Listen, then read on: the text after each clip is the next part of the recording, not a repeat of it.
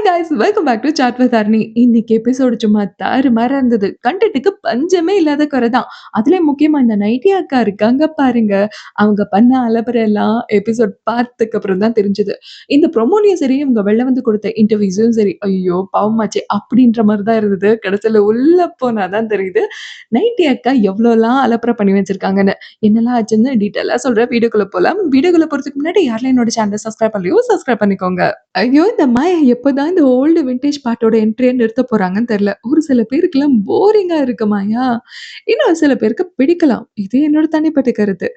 அடுத்ததா இன்னைக்கு எபிசோட் ஆரம்பிக்கும்போதே ராஜு மாயா கிட்ட ஃபார் அ சேஞ்சுக்கு இன்னைக்கு நீங்க ஜட்ஜா இருங்க, நான் ஹோஸ்ட்டா இருக்கேன்னு சொல்லிட்டாரு. உடனே மாயாவும் விருப்பமே இல்லாத மாதிரி போய் உட்காந்துக்கிட்டாங்க. என்னன்னு தெரியலங்க. ராஜுவும் மாயாவும் ஒருத்தருக்கு ஒருத்தர் பேசும்போது இன்டைரக்ட்டாவே தாக்கிக்கிட்ட மாரி தான் எனக்கு தெரியுது. உங்களுக்கு எப்படி தோணுச்சுன்னு எனக்கு கீழ கமெண்ட் பண்ணி சொல்லுங்க. மாயா போய் சேர்ல உட்காரும்போது கூட அரெஸ்ட் பண்ணி ஜீப்ல உட்கார வச்ச மாதிரியே இருக்குன்னு கவுண்டர்லாம் ராஜு குடுத்துக்கிட்டு இருந்தாரு. ஸோ இன்னைக்கு ஃபர்ஸ்ட் கண்டஸ்டன்டா வந்தது பேபி பிரபாகரன். வந்ததுமே படபடபடன்னு பொரிஞ்சு தள்ளிட்டாங்க. அவ்ளோ இன்னசென்ட்டா இருந்துச்சு அவங்களோட பேச்சு. அவ்ளோ உண்மையாவும் இருந்துச்சு.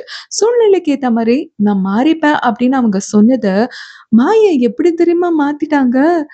"அப்ப நீங்க என்ன பச்சோந்தியா?" அப்படின்னு கேட்டுட்டாங்க. ஐயோ! மாயா என்ன நீங்க இப்படிலாம் திருச்சி பேசிட்டீங்கன்னு பேபிகா விடலையே! அதுக்கெல்லாம் ஒரு எக்ஸ்ப்ளனேஷன் குடுத்து, மாயாவோட வாயே அடைச்சுட்டாங்க.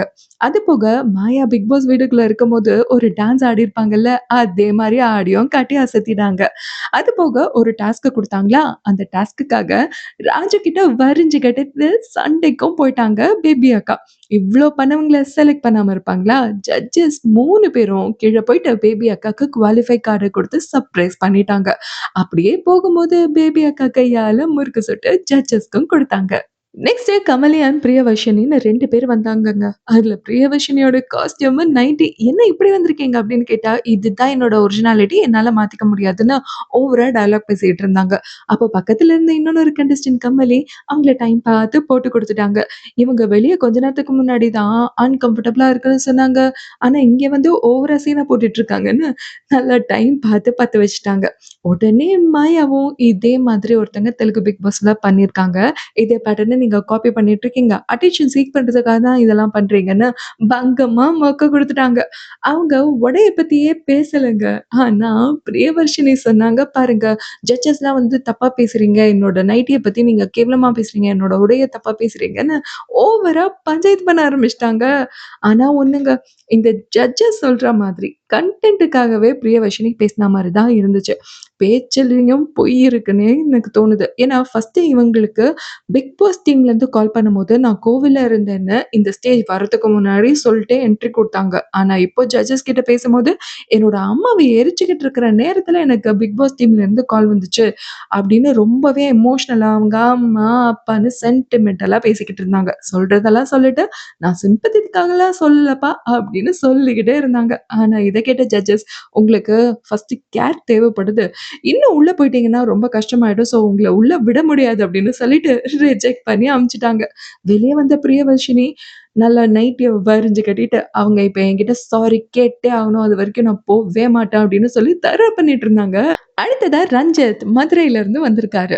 வந்ததுமே ஆரி ப்ரோ தான் எனக்கு பெரிய இன்ஸ்பிரேஷன். விட்டு குடுக்குறது எனக்கு ரொம்பவே பிடிச்சிருக்கு. நானும் அப்படிதான் இருப்பேன். அப்படி இப்படின்னு டயலாக்லாம் விட்டாரு. இத சொன்னதுமே ஜட்ஜஸ், அப்போ மத்தவங்களுக்காக நீங்க விட்டு குடுங்க. நீங்க கிளம்புங்கன்னு சொல்ட்டாங்க. அவரும் பாவங்க. அது உண்மைன்னு நெனச்சு தட்டு தடுமாறி என்ன சொல்றதுன்னே தெரியாம கிளம்பிக்கிட்டு இருந்தாரு. உடனே ஜட்ஜஸே அவர கூப்ட்டு, "இதான் உங்களோட பேஷனா? அவ்ளோதானா?" அப்படின்னு கேட்டுட்டு இருந்தாங்க. உடனே அவரு, "எனக்குள்ள நெறைய ஸ்கில் இருக்கு" அப்படின்னு சொல்லி, "நான் ரிவர்ஸ்லயே படிப்பேன், ரிவர்ஸ்லயே நடப்பேன், ஏன் ராப் பாடுவேன்னு" சொல்லி பாட்டெல்லாம் பாடி காட்டிக்கிட்டு இருந்தாரு. ஃபுல்லா காமெடி பண்ணிக்கிட்டு இருந்தாருன்னே சொல்லலாம். ஆனா, ரஞ்சித்தோட பாடி லாங்குவேஜ், அவரோட இன்னசென்ட்டான பேச்சு, சொல்லப்போனா உண்மையான பேச்சுன்னே சொல்லலாம்.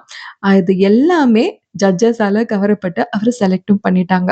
ஆனா, செலக்டட் கார்ட வாங்கிட்டு வந்து ஓவரா பேசிக்கிட்டு இருந்தாருங்க வெளிய. "என்னையா கொரலி வித்த காட்ட வச்சுட்டீங்க?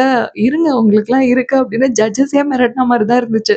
ஸோ அடுத்ததா என்னலாம் ஆகப்போகுது அவருக்குன்றத பொறுத்திருந்து பார்க்கலாம். அப்புறம் நிவ்யா மாறன் அண்ட் ஆயிஷா 2 கண்டஸ்டன்ட் வந்திருந்தாங்க. ஒருத்தர் வந்து ஐடி ஃபீல்டு, இன்னொருத்தர் யார் தெரியுமா? நம்மள ரசிச்சு பார்த்த ஒரு கேரக்டர் கில்லி அண்ட் சர்பேட்டா பரம்பரை படத்துல வந்த மாறன் இருக்கார்ல, அவரோட பொண்ணு தான் தான் இவங்க. ஸோ இவங்க வந்ததுலருந்தே அவங்க அப்பா, அவங்க அப்பான்னே சொல்லிக்கிட்டு இருந்தாங்க. ஸோ ஜட்ஜஸ் என்ன பண்ணிட்டாங்க, நிவ்யா அண்ட் ஆயிஷா இவங்க 2 பேருக்கும் ஒரு டிபேட் வச்சாங்க. அதுல கூட நிவ்யா, "என்னோட அப்பா இறந்து போயிட்டாரு. என்னோட ஃபேமிலி ஸ்ட்ரகிள்ஸ் இவ்ளோ இருந்துச்சு" அப்படின்னு சொல்லிட்டு, "இவ்ளோ இருந்துச்சு" அப்படின்னு சொல்லிட்டு அப்பா, அப்பான்னே சொல்லிக்கிட்டு இருந்தாங்க. இதெல்லாம் கேட்ட ஜட்ஜஸ், "உங்க திறமைய காட்டுங்க ஃபர்ஸ்ட்டு. அத விட்டுட்டு அப்பா பத்தியே சொல்லிட்டு இருக்கீங்களேன்னு" சொல்லியே ரிஜெக்ட் பண்ணி விட்டுட்டாங்க. கடுப்பாயி வெளில வந்த நிவ்யா, காமன் மேன் ஷோல மொத்தமா கழுவி ஊத்திட்டு போயிட்டாங்க. அடுத்தது கிஷோர் அண்ட் கேஷவ். இவங்க 2 பேரும் வந்திருந்தாங்க. பார்த்தா இன்னொன்னு ஒரு ஆளும் வந்தாரு. என்னடா இது 2 பேரா வந்தா, இப்போ 3 பேரா இறக்கிட்டீங்களே அப்படின்ற மாரி தான் இருந்துச்சு. அதுல கிஷோர் அண்ட் கிறிஸ்டன் இவங்க 2 பேரும் ட்வின்ஸ். இப்ப இந்த ட்வின்ஸ் 2 பேரும் சேர்ந்து கேஷவ் கிட்ட டிபேட் பண்ணணும் அப்படின்னு சொல்லிட்டாங்க. கூடவே சேர்த்து ஸ்கிட்டும் பண்ணி காட்டுங்க அப்படின்னு சொன்னதுனால மாத்தி மாத்தி அவங்கக்குள்ளேயே கலாய்ச்சுக்கிட்டு இருந்தாங்க. இப்போ டெஸ்ட் பண்ணி பார்க்கலாம் அப்படின்னு சொல்லி ஒரு சேர் டாஸ்க் வச்சாங்க. சேரு கூப்பிட்டா வந்துரும், கூப்பிடுங்கன்னு சொன்னதும் 3 பேரும் சேர் கம், கம் சேர்ன்னு சொல்லி காமெடி பண்ணிக்கிட்டு இருந்தாங்க. இவங்க 3 பேரையும் ஆக்சுவலா ராஜு செலக்ட் பண்ணிட்டாரு. ஆனா, ஓவியா, ஆரி இவங்க 2 பேரும் மட்டும் 3 பேரையுமே ஹோல்ல போட்டுட்டாங்கங்க. நெக்ஸ்ட் லெஸ்லி அண்ட் ஆயிஷா இவங்க 2 பேரையும் டிபேட் பண்ண வச்சாங்க. அதுல லெஸ்லி வாய தொறந்தாலே மொக்கையா பேசிக்கிட்டு இருந்தாருங்க. ஆனா, ஆயிஷா செம்மையா பேசினது மட்டும் இல்லாம, உருவக்கேலிலாம் என்ன ரொம்ப பண்ணியிருக்காங்க. நெறைய அசிங்கப்படுத்தியிருக்காங்க அப்படின்றதெல்லாம் சொல்லி, அதனால நான் சாதிச்சு காட்டணும்னு ரொம்பவே முயற்சி பண்றாங்கன்றது அவங்க பேசினத வச்சே நல்லா தெரிஞ்சது. ஸோ லெஸ்லிய ரிஜெக்ட் பண்ணிட்டு ஆஷாவ செலக்ட் பண்ணிட்டாங்க. மொத்தம் இன்னைக்கு 11 பேர்ல 3 பேர் செலக்டட், 3 பேர ஹோல்ல போட்டாங்க. நாளைக்கு இன்னும் என்னலாம் நடக்க போகுது அப்படின்றத பொறுத்திருந்து பார்க்கலாம். இந்த வீடியோ உங்களுக்கு பிடிச்சிருந்தா லைக் பண்ணி, ஷேர் பண்ணுங்க. அப்படியே மறக்காம சேனல சப்ஸ்கிரைப் பண்ணி சப்போர்ட் பண்ணுங்க.